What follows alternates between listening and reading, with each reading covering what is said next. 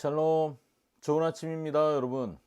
1월 15일, 오늘은 여호수아의 10장 1절부터 15절 말씀 함께 보겠습니다. 먼저 기도하고 시작하겠습니다.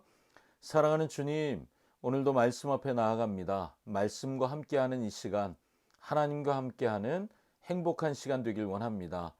지혜의 성령 하나님, 우리에게 지혜의 영으로 계시의 영으로 임하여 주시옵소서. 예수님의 이름으로 기도합니다. 아멘. 1절부터 제가 읽겠습니다. 그때 여호수아가 아이를 빼앗아 진멸하되 여리고와 그 왕에게 행한 것 같이 아이와 그 왕에게 행한 것과 또 기브온 주민이 이스라엘과 화친하여 그 중에 있다함을 예루살렘 왕 아도니 세덱이 듣고 크게 두려워하였으니 이는 기브온은 왕도와 같은 큰 성임이요 아이보다 크고 그 사람들은 다 강함이라.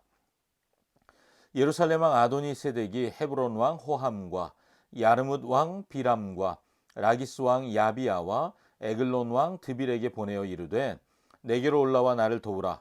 우리가 기브온을 치자. 이는 기브온이 여호수아 이스라엘 자손과 더불어 화친하였음이니라 하매 아모리 족속의 5 왕들 곧 예루살렘 왕과 헤브론 왕과 야르뭇 왕과 라기스 왕과 에글론 왕이 함께 모여 자기들의 모든 군대를 거느리고 올라와 기브온에 대진하고 싸우니라. 기브온 사람들이 길갈 진영에 사람을 보내어 여호수아에게 전하되 당신의 종들 돕기를 더디게 하지 마시고 속히 우리에게 올라와 우리를 구하소서. 산지에 거주하는 아모리 사람의 왕들이 다 모여 우리를 치나이다 하매 여호수아가 모든 군사와 용사와 더불어 길갈에서 올라가니라. 그때 여호와께서 여호수아에게 이르시되 그들을 두려워하지 말라. 내가 그들을 내 손에 넘겨 주었으니 그들 중에서 한 사람도 너를 당할 자 없으리라 하신지라. 여호수아가 길갈에서 밤새도록 올라가 갑자기 그들에게 이르니 여호와께서 그들을 이스라엘 앞에서 패하게 하심으로 여호수아가 그들을 기브온에서 크게 살육하고 벳호론에 올라가는 비탈에서 추격하여 아세가와 막게다까지 이르니라. 그들이 이스라엘 앞에서 도망하여 벳호론의 비탈에서 내려갈 때 여호와께서 하늘에서 큰 우박덩이를 아세가에 이르기까지 내리심에 그들이 죽었으니 이스라엘 자손의 칼에 죽은 자보다 우박에 죽은 자가 더 많았더라. 여호와께서 아모리 사람을 이스라엘 자손에게 넘겨주시던 날에 여호수아가 여호와께 아뢰어 이스라엘의 목전에서 이르되 태양아 너는 기브온 위에 머무르라.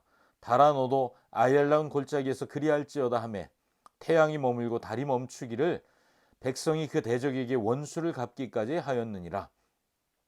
야살의 책에 태양이 중천에 머물러서 거의 종일토록 속히 내려가지 아니하였다고 기록되지 아니하였느냐. 여호와께서 사람의 목소리를 들으신 이 같은 날은 전에도 없었고 후에도 없었나니 이는 여호와께서 이스라엘을 위하여 싸우셨음이니라. 여호수아가 온 이스라엘과 더불어 길갈 진영으로 돌아왔더라. 아멘. 오늘 본문의 이야기는 2가지를 말해주고 있어요. 하나는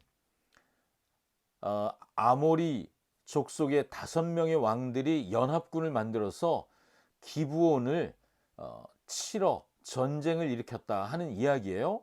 그리고 또 하나의 이야기는 기브온 사람들이 도와달라고 말해서 여호수아가 이스라엘 군대를 이끌고 가서 함께 싸워주는 이야기입니다. 그런데 이 이야기 속에 우리가 오늘 초점 맞추고 싶은 건 하나는 하나님의 성품인 신실함이라고 하는 성품이 드러나고 있다는 것입니다.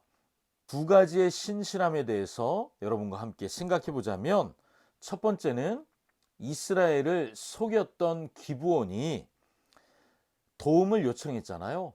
우리를 좀 도와주십시오. 평화협정을 하며 우리를 살려주시겠다고 하셨으니까 우리를 도와주십시오 라고 요청했을 때 이스라엘 사람들이 사실은 속였잖아요. 속임을 당했으니까 기분 나빠서 안 도와줄 수 있어요. 가만 놔두면 전쟁에서 기브온 사람들이 다 패하면 없어질 거거든요. 그러면 이스라엘이 죽이지 않고 살려주겠다 이 약속을 지키는 거나 마찬가지잖아요.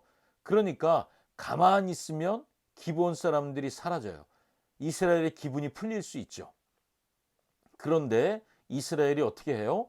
이스라엘이 달려가서 밤새도록 달려갔다고 하죠. 달려가서 기브온 사람들을 대신해 싸움을 시작합니다.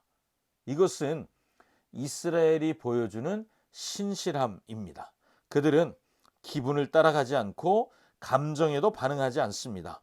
그리고 하나님처럼 신실하게 약속을 지킵니다. 두 번째 신실함은 이스라엘과의 약속에 신실하신 하나님의 신실함입니다. 하나님은 다시 여호수아를 찾아오셔서 여호수아 1장부터 반복해서 하신 말씀이죠. 두려워 말라. 이 말씀을 또 해주세요. 하나님은 약속을 잊지 않으시는 분이죠. 그리고 그 약속하신 것처럼 여호수아와 그리고 이스라엘과 함께 하시며 전쟁에 이기도록 도와주십니다. 심지어 하나님은 전쟁에 직접 참여하시죠. 그래서 얼마나 큰 우박인지 사람이 죽을 만큼 큰 우박을 내리셔서 칼로 죽은 사람보다 우박에 죽은 사람이 더 많게 하시죠. 또 하나는 여호수아가 하나님께 간구하고 외치죠. 태양아 멈추어라, 달아 멈추어라. 그런데 그 일이 직접 일어나요. 여호수아가 한 건가요? 아니죠. 하나님이 하셨죠. 하나님의 능력으로 이 일이 이루어졌습니다. 하나님이 그들과 함께 하실 뿐만 아니라 직접 싸우신 거예요. 왜요? 하나님이 이스라엘과의 약속에 신실하심을 보여주시기 위함이죠.